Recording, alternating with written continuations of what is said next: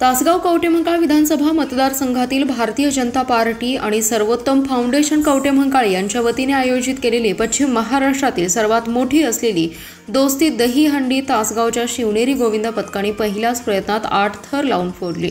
शिवनेरी पथकाने 5,55,555 रुपयांचे विक्रमी रोख बक्षीस आणि दोस्ती चषक पटकावलाय। भाजपा किसान मोर्चाचे प्रदेश सरचिटणीस संदीप गिड्डे पाटील यांच्या संकल्पनेतून कवठेमहांकाळ येथील श्री महाकाली हायस्कूल आणि महिला महाविद्यालयाच्या भव्य क्रीडांगणावर दोस्ती दहीहंडी सोमवारी सायंकाळी आयोजित करण्यात आली होती। सुमारे 25,000वर स्त्री पुरुष युवकांच्या आणि मान्यवरांच्या उपस्थितीत डोळ्यांचं पारणे फेडणारी दहीहंडी जल्लोषात आणि उत्साहात पार पडली।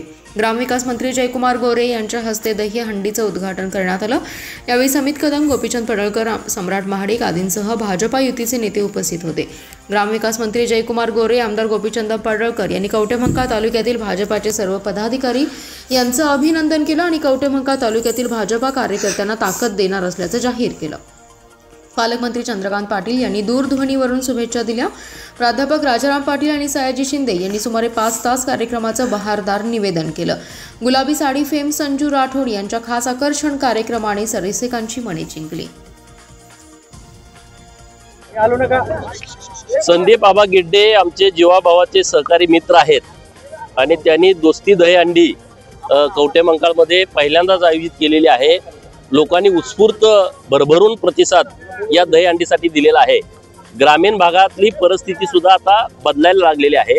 ग्रामीण भागातल्या लोकांना सुद्धा अशा या नवीन नवीन गोष्टीचा अनुभव मिळाला पाहिजे या दृष्टिकोनातून संदीप बाबांनी या दहीहंडीचं आयोजन केलेलं आहे।